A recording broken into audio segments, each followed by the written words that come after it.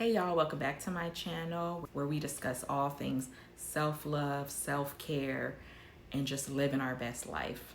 Even though spring is upon us, we still have a lot more of 2025 left. And if you're anything like me, the springtime just kind of rejuvenates you and refreshes your energy. These are 25 things that I'm doing to continue to be that girl, that woman, getting my life together in 2025. And I'm gonna run through these kind of quick so it's not a long video, but if you want something more in depth, just let me know. And these are in no particular order. The first thing that we're obviously going to work on is our mental health. This can be anything from seeking a life coach, finding a good therapist, self-help books, or even watching a simple sermon. The second thing would be working on your self-concept. A lot of people don't realize what self-concept can mean, but in short term, basically it just means the way that you really view yourself and the way that you really feel about yourself. There's no way that you can have a successful life or reach your goals without having the right self-concept. Basically, the thoughts that you tell yourself about yourself. You need to make sure that the way that you speak to yourself is the way that you would talk to someone that you love or a close friend. The next thing is getting 10K steps per day.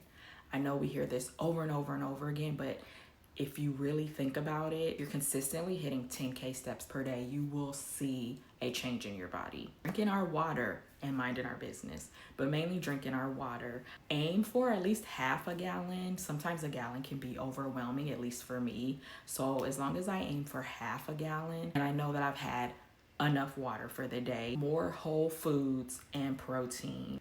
The way that I try to view it is, instead of eliminating stuff out of my diet, what can I just add more of? So instead of saying, oh, I'm gonna eat less processed foods, I'll just say I'm gonna eat more whole foods. Working out at least 3 times per week. Obviously, if you can do more, but it just depends on your body.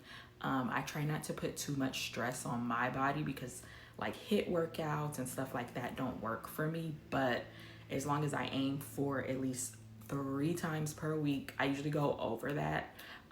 Recently. I've been on a Zumba kick lately, so that's been a little bit easier because it's actually a fun activity. Limit your screen time. It's a no-brainer.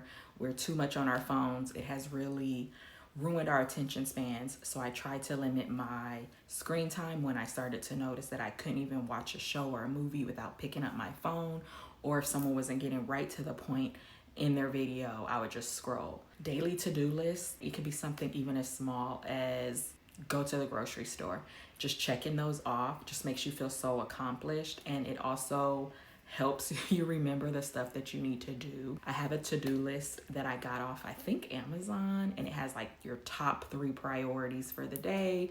It has your words of affirmation, stuff like that. So using that really helps me by prioritizing the top 3 things that I want to get done that day. Another thing that I really needed to do was log my food intake. If you're like me and you're on a weight loss journey, then actually logging your food, seeing how many calories you're eating per day, seeing how many carbs you're eating per day is a real eye-opener. We think we know how much we're eating, but until you're actually logging it and seeing the actual number, you will be surprised, especially if you're on a calorie deficit like I am. So far, my FitnessPal has been working for me. Next, create a solid morning routine that works for you. You don't have to be doing all the stuff that you see all these other people doing. Create one that works for you. You don't need 10 steps, you don't need 20 steps. If you have a 3-step morning routine that gets you in a positive mood and sets the tone for the day, then that's fine. I try to keep mine simple. Meditation and prayer in the morning, getting my supplements, making breakfast, watching some sort of inspiration, making my to-do list. It just makes me feel good. Watching our words, that's very important to stop saying, oh, I'm so broke, I'm so fat, I'm so this. Just watch your words because they will become your reality. Stop putting things off for later that you can do now. This one was hard for me, but I made a goal of, if it's gonna take me less than 5 minutes, just do it right away. And that has been helping because it doesn't feel like this huge task that I need to do if I say, you know what, this is going to take less than 5 minutes, so let me just do it now. Keep up with your beauty and maintenance. This can be anything from lashes, brows, nails, hair, tanning, whatever you do that makes you feel beautiful, and you do it on a monthly or a bi-weekly basis. Whatever it is that makes you feel beautiful, you need to keep up with that. It's easy to let the everyday stress and the everyday craziness get to us to where we start neglecting the way that we look, and that is ultimately going to neglect the way that you feel. Stop judging others. This is something that may not seem that significant to being that girl, but it really is. It just, when you're judging others and you're gossiping or talking about other people, it just kind of reflects who you are as a person more than the other person that's simply just minding their business. Commit to doing something for yourself twice a month. It can be a spa day, it can be a staycation, it can be taking yourself out to a nice restaurant, it can be trying new restaurants, but committing to at least 2 times per month of doing something just for you, it will just make you feel better, and it will fill your cup up so that you can pour into others. Let go of what no longer serves you. I know we hear it all the time again, but it really is that important to let go of people or things that no longer serve you, whether it's a job or whether it's your current boyfriend, girlfriend. You have to let it go if you know that it's no longer serving you. We tend to hang on to things out of comfort, but that's only gonna hurt you in the long run. Keep your friend dates. I am guilty of this. I like to enjoy my rent every day. I don't know, I've created this comfortable place in my house where I have my shows saved that I want to catch up on. I have YouTube videos that I want to catch up on. I have comfort foods that I want to cook. I want to try cooking new things. And so I'll end up canceling plans because I just want to stay home. I'm like, oh, I don't feel like getting dressed. I don't feel like doing this. Then I had to find parking. Then I had to do. But if you really think about it, we don't know how much time we have left. So it is important to keep those friend dates. And we don't know what could happen with our friends. Not trying to go negative, but you don't know how much time you have with each other. So it is important just to keep those friend dates, because you never know, your friend could need it, and just you showing up could mean everything to them, and they're fighting a silent battle that you have no idea about. Next one is traveling. This can be the next state, this could be another city, this can be another country, but just traveling sometimes and getting out of what you're comfortable with and your current space can kind of refresh your energy. And especially if you travel to another country, it's just something about new country air that makes you feel good, and then makes you feel like you have it all together and that you can actually do the things that you have set in your life. I don't know what it is, but every time I come back from a vacation, I just always feel more refreshed and more energized to do the things that I need to do, especially working out, because you're like, when's my next trip? I have to make sure I'm in shape. Check in on your loved ones. This is something that I think is easy to forget because, like I said, we're busy with our day-to-day lives, stress from work, stress from just everything going on. Aside from your morning routine, if this is not part of it, then journaling, meditation, prayer, just pick one. If those aren't all your thing, I like to do meditation and prayer more than journaling. So journaling does not happen all the time, but for me, prayer happens every single morning. As soon as I open my eyes, thank you, God, for this day. If you just start with meditation or prayer, don't think the first day you do it that you're gonna have this miraculous day and that everything's gonna work out for you.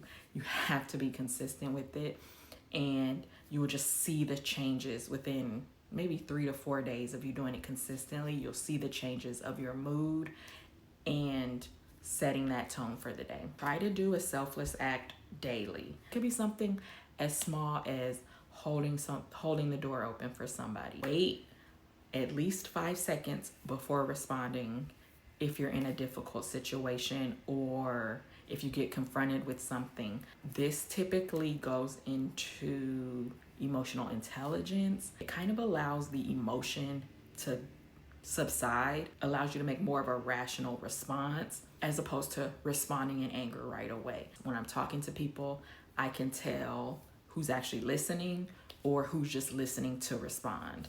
And 9 out of 10 times, people are listening just to respond. So a lot of times I just don't even engage in it. If you need more than 5 seconds, then that's fine too. Or if you need to tell them, hey, let me get back to you on that one, that's fine too. Write down your goals and actions on a piece of paper. I feel like pen and paper just kind of embeds in my head better. Keep your appointments, doctors, the dentist, everything you need to actually be healthy on the inside. Make sure you're making those appointments, your annual physicals, your teeth cleaning. And the last one to being that girl is making sure you look put together and presentable every time you leave the house. This one was and still is a little bit hard for me because I'm just like, I just want to go and get back. So I'll just throw some sweats on and a hat and just go. But again, life is just so short, and I'm a firm believer in you look like what you feel like. So, you know, when you see somebody out and you're like, they actually came out the house like that. Like, think about it. There is no way that they came out the house looking like that and they have a happy life. Like, there's no way. And I'm not talking about Adam Sandler or some billionaires like that. I'm talking about the average person. Whenever I see a woman out and she's even in just a cute workout set, but her body is put together and her hair is slicked perfectly, and just, I'm like, she really has her life together. That's just my automatic thought. And seeing the opposite, I'm like, what they going through? And I don't want to be the second option. I don't want to be life is kicking her ass. I don't want to be that girl. So I've invested in a few just staple sweatsuits and just stuff that kind of looks like I did try.